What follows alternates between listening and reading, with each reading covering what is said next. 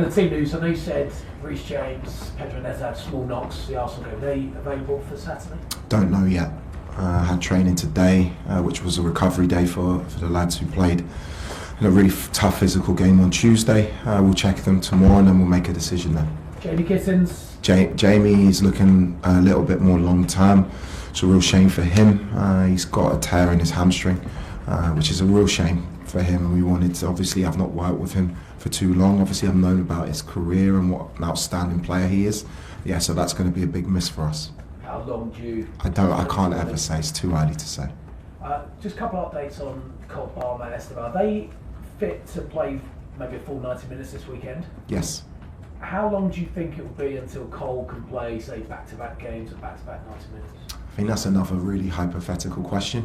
What we're doing with not just Cole, all of the players, we have the very best medical team, we have the very best sports science team, we do many tests.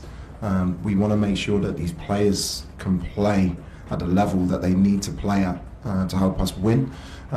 So in terms of Cole, there isn't a time frame. He's going to be perfect in a month or 2 months or 3 months. It's just game to game, and that's the way that we've been working with him. And I think that is the way we will have to continue working with him and a few of our players. And he understands that because he's bought in. He's been magnificent. He's been magnificent. He wants to be playing every minute of every game. We know the player that he is, the character that he is, but he's also maturing as a human being, and he understands the bigger picture, which is his career. Bearing in mind, I'm very conscious of this. The lads played in a Club World Cup, and then they went through the summer with no break. Then they've got to play so many games. Our schedule has been crazy. Then they have World Cups to go to and international games to play. I want to make sure that the well-being is correct for these players for their careers as well. Let's go back to Tuesday a little bit, if I may. There's been so much noise about the way you set your team up. Should you have gone more attacking? Should you not? Were you more justified because of what happened at the Etihad Stadium watching what Newcastle did against Manchester City? Are you surprised, first of all, that there's still been this continued noise and talk about it? And have you changed maybe your thinking on it, of whether maybe perhaps you could have had a go a little bit earlier? No, the noise doesn't surprise me at all. That comes with the territory of being the head coach and manager of Chelsea Football Club. If I was surprised by that, and then I wouldn't have been prepared for this role. What other teams do, the way other teams play, has got nothing to do with me. What people say outside of the club, what they think about the way my teams play, makes no difference to my decision making or what I think is the right thing for the team. In hindsight, we didn't go through, so you can always change and improve certain things that you do.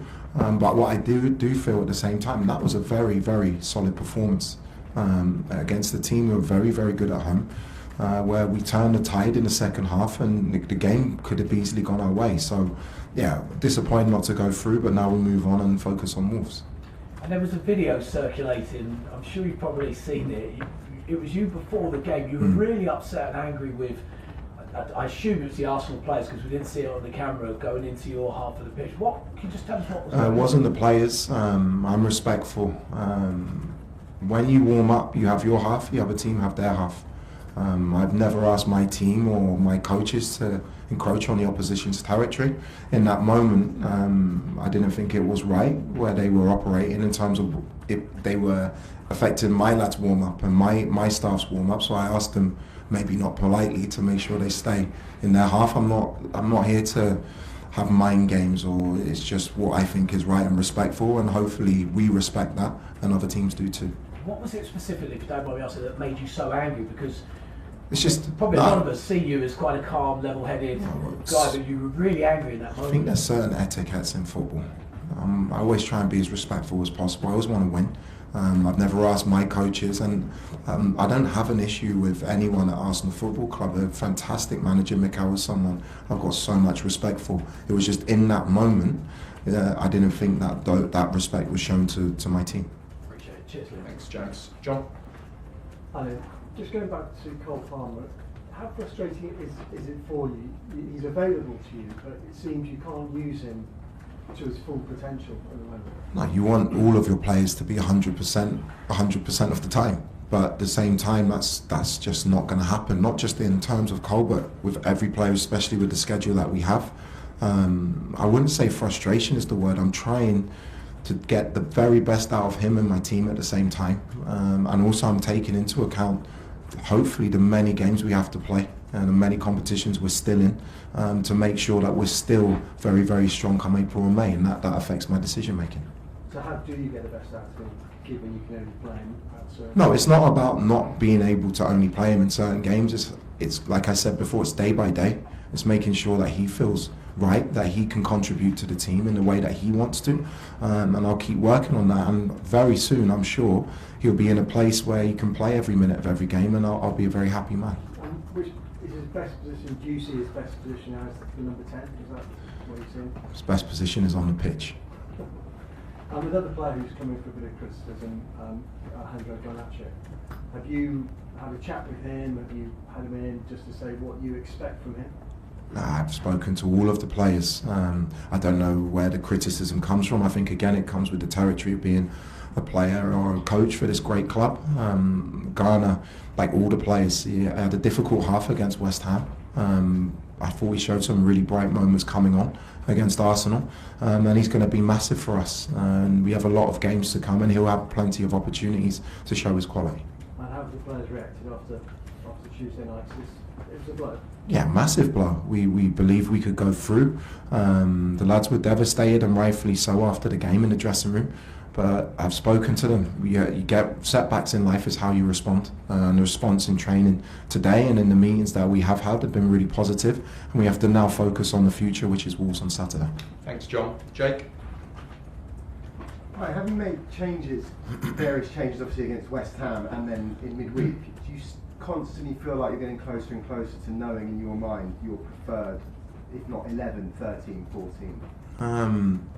I got asked this question, I can't remember, not long ago. I don't have a best 11.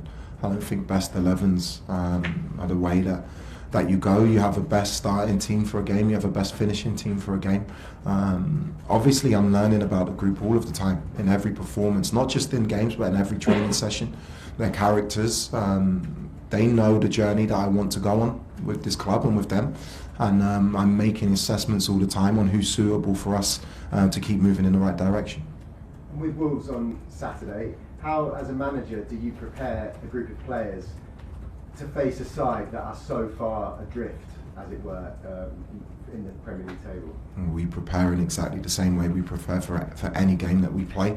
I've watched Rob's team recently. They actually put in a very good performance against Bournemouth, and were unfortunate not to get anything out of the game. I thought they played very, very well. They put in some very positive performances in their last few games. But the biggest thing for me, as the manager now with this group, I want to see a consistency in our levels of performance, of engagement, of intensity in every game that we play. So for me, that is something I've spoken to the group about. The next game is the most important game, and the Wolves is another huge game for our season.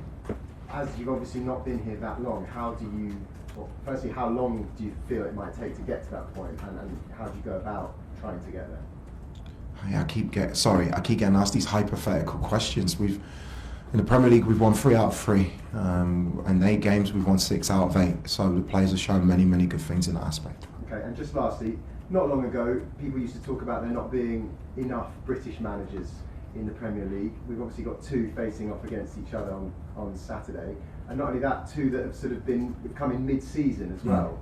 What do you think that says then? Are we, slowly getting back to where perhaps it should be? I don't want to speak on behalf of all British managers. I speak from my own personal experience. I'm proud to be from this country. I'm proud to represent this club, being born in London. I think there are some outstanding British coaches in the Premier League, in the Championship, in League One and League Two, because the Premier League is such a worldwide league. With the market, everyone wants to be in the Premier League. It's very difficult for British coaches, other than being promoted, to make that step. So it's great. I think it's interesting. I think British coaches, Michael's doing a great job. Rob's an outstanding coach. We can hold our own, and hopefully we show that in our respective roles. Thanks, Jake. Rob? Hi, Jim.